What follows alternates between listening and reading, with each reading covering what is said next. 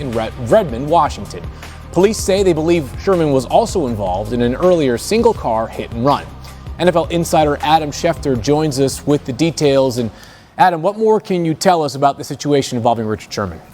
Phil, this is a situation that unfolded early this morning in Seattle, Washington, where Richard Sherman, according to the Washington police, plowed into a concrete barrier, abandoned his car where police later found it, and they found it registered to him, and went to a house of a member of his family. The police were called onto the scene. Richard Sherman was brought in. He's being held on suspicion of domestic violence, burglary. They obviously took some blood tests at the time. He was brought down, I'm told, by a Washington police officer who was about his size. They were trying to get a hold of him to take him in for further testing and questioning. He was brought to a hospital. He was cleared. He was brought to a jail, again, where he's being held on suspicion of those charges. He cannot be charged, Field, until he goes before a judge, which is not scheduled to be until 4:30 Pacific time on Thursday. So that means that Richard Sherman will remain in the King County Correctional Facility for another 24 plus hours until he can go in front of a judge who could then charge him with whatever they deem necessary. Adam, we're just hours after the initial incident took place, but what sort of reaction have we heard from people close to Sherman thus far?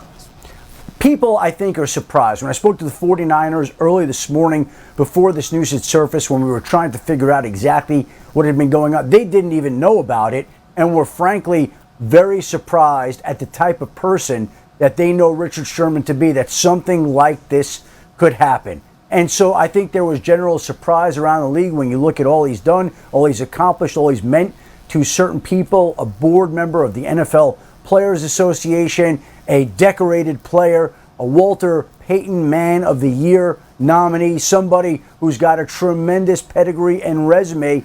Somebody could be involved in a night that seems to have gone completely sideways for Richard Sherman, and now there are going to be legal consequences that absolutely will impact his NFL future. Yeah, Sherman, of course, a free agent for right now. What, if anything, have we heard from Sherman's family? His wife spoke to the Seattle Times a short time ago, and she said that they didn't want to make any statements, but she did say he didn't harm anybody. My kids were not harmed in the incident. He's a good person, and this is not his character. We're doing all right, just trying to get him out. I want people to know no one was injured. Interesting statement from his wife. In some ways supportive, in other ways not so much.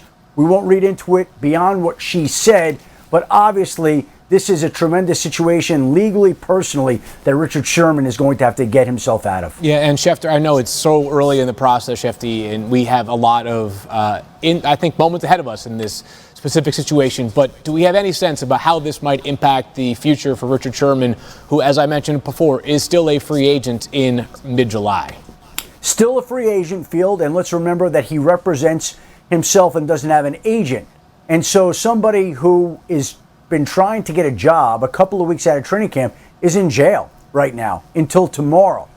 So obviously there's a whole legal situation that has to play out and run its due course.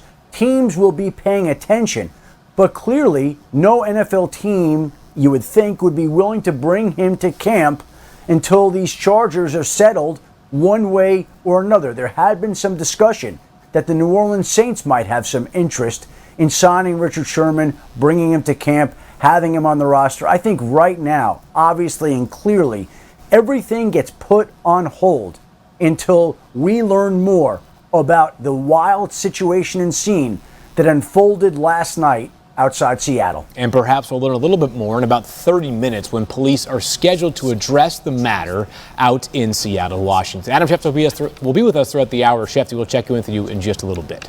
Thank you, Phil. NFL teams now have less than 24 hours to reach long-term deals with the players they use the franchise tag on. So will any deals get done between now and then? Let's roll through some of the interesting ones, and we'll start in Tampa Bay, where Chris Godwin, somehow only 25 years old still, already reached the end of his rookie contract. The Bucs, as we know, have been busy this offseason keeping the band back together. If extended, he would join the likes of Tom Brady, Levante David, Shaq Barrett, Donovan Smith, and so many more to be extended in Tampa this offseason. Let's stay in the NFC South, where the Saints use the tag on safety Marcus Williams, perhaps the biggest surprise during the franchise tag window. But Williams, a 2017 second-round pick, has played in 60 of 64 possible games thus far in his career, starting all of those contests. He's an essential part of one of the league's best defenses and a homegrown talent. And yet another wide receiver who was tagged this offseason is in Chicago, as the Bears applied the designation on Allen Robinson. This comes on the conclusion of a 3-year deal that he signed with the team as a free agent after beginning his career in Jacksonville. Hey, Robinson's one of only 4 players with at least 200 catches over the last 2 seasons, along with DeAndre Hopkins, Keenan Allen, and Travis Kelce. And while those other 3 receivers have played with quarterbacks like Kyler Murray, Justin Herbert, and of course Patrick Mahomes, Robinson has caught passes from the likes of Mitchell Trubisky and Nick Foles. We say hello now to our crew today for the show. We've got from left to right Marcus Beers, Jeff Saturday, and Jeff Darlington. And Jeff Darlington, we'll start with you. Remind us why Robinson is not thrilled with his treatment from the Bears up to this point. Well, look, this one goes way back, and it is complicated, it is complex, but ultimately it comes down to Allen Robinson feeling disrespected as far back as last September, when these negotiations really for a long-term deal felt like they were most serious. Really, from that point, the two sides have never been able to get on the same page. Robinson had made it clear that he felt disrespected. He had done everything to exceed, actually, the expectations of the contract he signed in 2018. And for whatever reason, the Bears have never decided to give the long-term offer to Allen Robinson that he wants. And so he will play on the tag with his eye on free agency.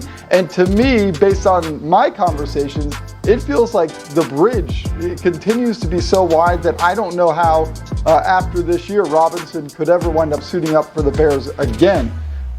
We should point out that he's been the good soldier. He hasn't had any kind of holdouts, any of those types of situations. This just feels like a weird one. It's tough to explain, Field. It certainly is, and I can see Marcus shaking his head already. So they just drafted Justin Fields, and perhaps you've already given me the answer to my question. How important is getting Allen Robinson locked into a long-term deal for the development of Justin Fields? Babyface is vital, man. And what the hell are we talking about right now? I knew this was coming up, but I done got emotional since we got on TV. Every NFL team is looking for a number 1 guy at wide receiver. Every one of them. If you don't have one, you up boo-boo creek. It's another word for boo-boo, but we on TV, so I'm going to use boo-boo creek. Allen Robinson, back-to-back years of 1,000 yards receiving. And might I add, not knowing who the hell his quarterback was going to be for majority of the time. This dude has produced. He's played well under pressure while seeking a contract. Matt Nagy ain't know what the hell he was doing offensively from when Mitchell Trubisky was the quarterback. You look at Allen Robinson, you look at his quarterback situation, and you think to yourself, you know what? This guy's been pretty damn productive with all of the open door policy we've had at quarterback. We'll remind you of another guy, right? By the name of DeAndre Hopkins, who the Houston Texans stupidly let go to the Arizona Cardinals. And now we find, well, we all knew, as opposed to the Houston Texans, that he was going to dominate from the wide receiver position wherever he went. Allen Robinson should be the priority in Chicago. That's the bottom line. And I know my man Mike Wilbon feel me, but I'm going to let Jeff Saturday reiterate what the hell I just said. No, listen, you're 100% right, Swagger. Listen, think about it this way, man. You're telling him he's not a 1. Because you and I both know if this is your 1, you've already gotten this deal done. You're talking about Nagy, you're talking about Ryan Pace, who may not even be the general manager and the head coach next year. They're just kicking the can down the road. Meanwhile, you draft a guy, move up to get a guy. You don't think the year that they're going to spend together this year, and if you have a long-term deal already in place and a rookie contract for your quarterback, that doesn't benefit your football team long-term? Now you've got a guy and listen, he's not trying to be the highest paid wide receiver in the game. So you're talking about a guy you're getting for a steal who's proven and shown up year after year, and he's going to build a rapport and a relationship with your upcoming quarterback. Like, this is just This is just dumb on a whole other level. Why this hadn't gotten done, why they continue to push this thing out, it just does not make sense to me. The guy needs a deal. He's earned a deal. Make it happen. And again, solidify your one. To Swagu's point, you can't win in the NFL without your one. So obviously they just don't think he's a one. Come on, Jeff but the man has Saturday. showed up Preach to to play these like people. one. Jeff Drawings, look, you had something you want to get in there. Babyface. You know go what? ahead, Swagu. Babyface, you know what? Me, my man, me, you, Jeff Saturday, and Jeff Darlington, we need to all go apply to be general managers, run the damn organization Yes, in the sir. ground, and get a buyout. Because that's exactly what the hell they doing in Chicago. Yes, sir. And I don't think All right, anybody let's will move be on. at their general Find manager. the I'll sit damn right man, here in Chicago. this seat. All right, here's a question for you. Who dat? That's the question the Saints are asking when it comes to their starting quarterback in 2021. Jameis or Taysom? One Saints player, it's a very interesting